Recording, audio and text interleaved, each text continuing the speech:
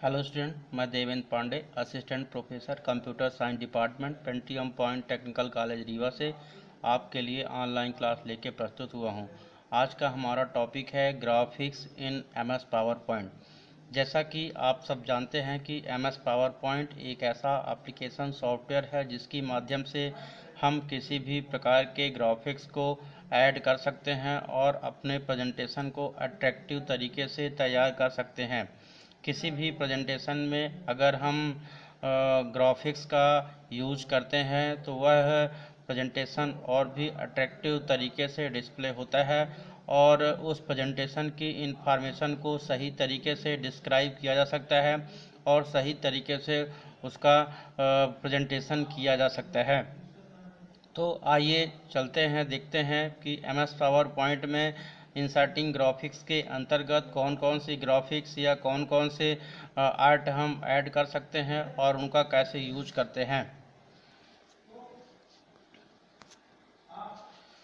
Adding picture. तो सबसे सबसे पहले हम आपको आज बताते हैं कि एमएस पावर पॉइंट में पिक्चर क्या होती है और पिक्चर कैसे ऐड की जाती है। तो आपको बता दें स्टूडेंट कि जो पावर पॉइंट में प्रेजेंटेशन आप तैयार कर रहे हैं उस प्रेजेंटेशन में अपने स्लाइड में किसी भी प्रकार की पिक्चर को ऐड करना चाहते हैं तो इसके लिए हम इंसर्ट पिक्चर ऑप्शन का यूज कर सकते हैं। यदि आप अपने प्रेजेंटेशन में अपनी पासपोर्ट साइज की फ़ोटो ऐड करना चाहते हैं या कोई भी पिक्चर पहले से आपके पेन ड्राइव में या पहले से मोबाइल में उपलब्ध है तो उसका भी यूज कर सकते हैं, या आपके कंप्यूटर सिस्टम में कैमरा की सुविधा है तो आप कैमरा के माध्यम से भी फ़ोटो को कैप्चर करके भी और सेव कर सकते हैं और अपने प्रेजेंटेशन में ऐड कर सकते हैं। तो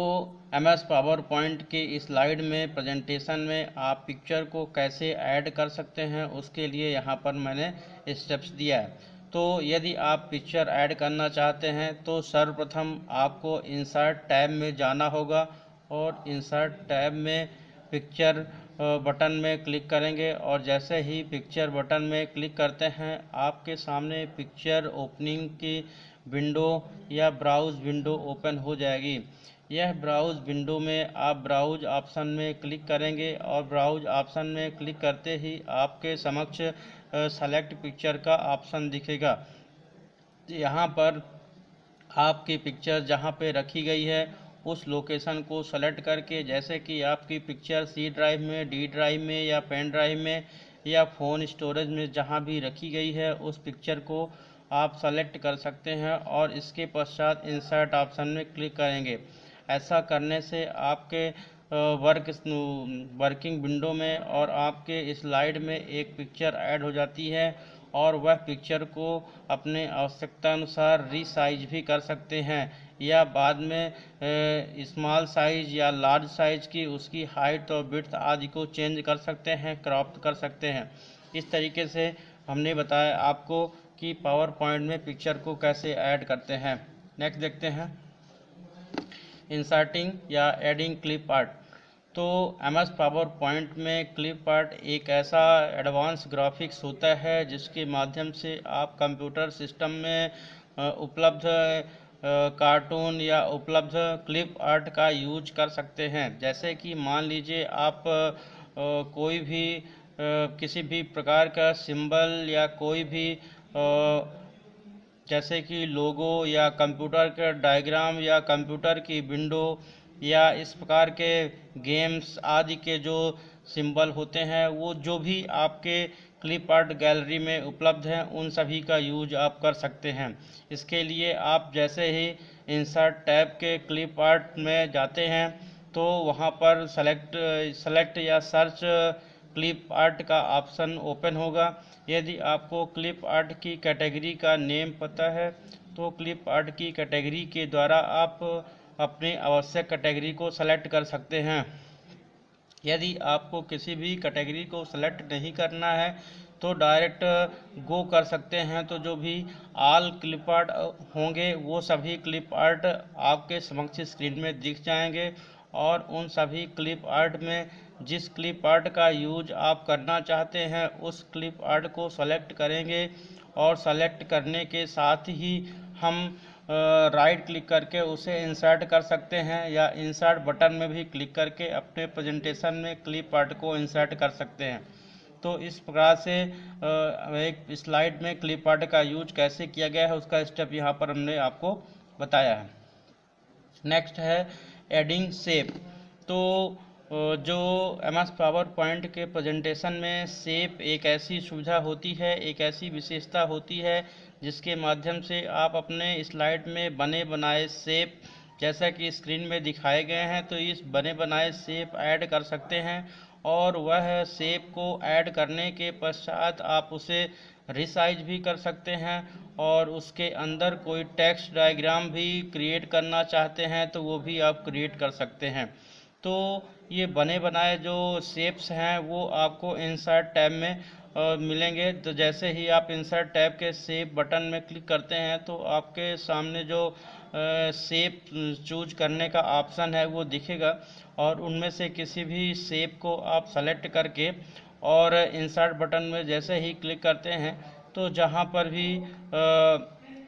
आपका जो कर्सर होगा उस कर्सर के माध्यम से आप स्लाइड में कहीं भी ड्रैग उसे कर सकते हैं और ड्रैग करने के साथ ही माउस के माध्यम से उसे छोटी साइज़ या बड़ी साइज़ करना चाहते हैं तो बाद में कभी भी साइज़ को चेंज कर सकते हैं अर्थात रिसाइज कर सकते हैं। और बाद में फॉर्मेटिंग करने के लिए शेप्स में जो भी कलर है, बैकग्राउंड है और टेक्स्ट है, ये सब आप अपनी स्लाइड के शेप्स में ऐड कर सकते हैं। जिस प्रकार से हम बुक में कोई बने हुए डायग्राम देखते हैं वैसे ही डायग्राम या वैसे ही शेप्स आप बनाने के लिए यहाँ पर एडिंग शेप्स का यूज कर सकते हैं। नेक्स्ट देखते हैं। नेक्स्ट जैसे कि चार्ट है तो हमने आपको पहले भी बताया था कि जिस प्रकार से MS एक्सेल में चार्ट एक विशेष फीचर होता है और इसके माध्यम से किसी भी डेटा का हम ग्राफिकल रिप्रेजेंटेशन कर सकते हैं वैसे ही MS पावर पॉइंट में भी आप चार्ट का यूज कर सकते हैं और चार्ट के माध्यम से किसी भी डेटा को कंपेयर कर सकते हैं, डेटा का ग्राफिकल रिप्रेजेंटेशन कर सकते हैं। इसके लिए MS पावर पॉइंट में भी कई प्रकार के चार्ट दिए गए हैं जैसे कि line chart, column chart, pie chart, bar chart, area chart. ये जितने भी चार्ट होते हैं इन सभी को अलग अलग प्रीव्यू या अलग अलग डायग्राम के रूप में शो किया जाता है जिसमें अधिकतर हम लोग कॉलम चार्ट या लाइन चार्ट अथवा पाई चार्ट का ही यूज़ करते हैं। तो कॉलम चार्ट जैसे है, कॉलम चार्ट के माध्यम से डाटा को कंपेयर करना बहुत ही आसान होता है क्योंकि इसमें अलग अलग कॉलम के माध्यम से डाटा को रिप्रेजेंट किया जाता है। तो यही कारण है कि कॉलम चार्ट का सामान्यतः हम लोग यूज़ करते हैं। तो आइए देखते हैं कि कॉलम चार्ट या किसी भी चार्ट का यूज़ हम कैसे करते हैं। तो इसके लिए क्या बताया गया है कि सर्वप्रथम आप इंसर्ट टैब में जाते हैं और इंसर्ट टैब में जाने के पश्चात वहाँ पे चार्ट ऑप्शन में क्लिक करेंगे और चार्ट ऑप्शन में क्लिक करने के पश्चात आप जिस भी प्रकार के डेटा को ऐड करना चाहते हैं, जिस प्रकार के लेबल को ऐड करना चाहते हैं या चार्ट की हेडिंग को ऐड करना चाहते हैं तो वो सब आप यहाँ पर सेलेक्ट करके ऐड कर सकते हैं और बाद में जो चार्ट का टाइप भी है, चार्ट का टाइप भी आवश्यकता अनुसार चेंज करना है तो चार्ट का टाइप भी चेंज कर सकते हैं। और ये प्रत्येक सॉफ्टवेयर की जैसे MS पावर पॉइंट में भी एक सुविधा ये भी होती है कि यदि आप MS पावर पॉइंट में स्वयं एक चार्ट तैयार नहीं करना चाहते हैं और बल्कि कहीं से बना हुआ चार्ट भी इंपोर्ट करना चाहते हैं तो उसके लिए भी आप MS एक्सेल से बने हुए चार्ट का यूज आप कर सकते हैं। और जब उस चार्ट को आप यहाँ पर रिसीव करते हैं, यहाँ पर इंपोर्ट करते हैं तो उसके पश्चात उसको एडिट कर सकते हैं, फॉर्मेट कर सकते हैं, उसका कलर चेंज कर सकते हैं, उसकी वैल्यू को बाद में मॉडिफाई कर सकते हैं। तो ये सारी प्रक्रियाएं आपको चार्ट के अंतर्गत मिलेंगी। तो जैसा कि आज हमने बताया आपको कि जो MS पावर पॉइंट का प्रेजेंटेशन होता है उस पावर पॉइंट के प्रेजेंटेशन में यहाँ पर आपको 4 टाइप के ग्राफ बताए हमने कि किस प्रकार से आप चार्ट का यूज़ कर सकते हैं, किस प्रकार से आप क्लिप आर्ट का यूज़ कर सकते हैं और जो पिक्चर है पिक्चर का यूज कैसे कर सकते हैं। पिक्चर में स्टूडेंट मैंने आपको MS वर्ड में भी बताया था कि पिक्चर में आपके यहाँ पे दो ऑप्शंस होते हैं कि पिक्चर को अगर आप फ्रंट में ऐड करना चाहें तो फ्रंट में भी ऐड कर सकते हैं, और यदि बैकग्राउंड के रूप में ऐड करना चाहें तो बैकग्राउंड के रूप में भी ऐड कर सकते हैं। तो जब आप पिक्चर को ऐड करते हैं, किसी भी ग्राफिक्स को ऐड करते हैं, तो पिक्चर या ग्राफिक्स को ऐड करने के लिए आपको ये ध्यान में रखना होगा कि पिक्चर को बैक में लाना चाहते हैं या फ्रंट में लाना चाहते हैं। बैक में लाना चाहते हैं तो उसके लिए बैकग्राउंड पिक्चर का यूज़ करना होगा, और यदि आप फ्रंट में पिक्चर लाते हैं तो सेलेक्ट पिक्चर के माध्यम से इंसर्ट पिक्चर का यूज़ कर सकते हैं, और कोई भी पिक्चर आपके प्रेजेंटेशन में ऐड हो जाती है और उसे बाद में आप प्रिंट भी कर सकते हैं। ठीक है, तो आज के लिए इतना ही है। इसके बाद नेक्स्ट टॉपिक नेक्स्ट डे आपके समक्ष लेके प्रस्तुत होंगे। Thank you.